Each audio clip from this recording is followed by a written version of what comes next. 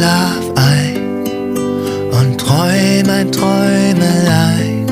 Ja, der kleine Schnarchitekt hat den Tag schon zugedeckt.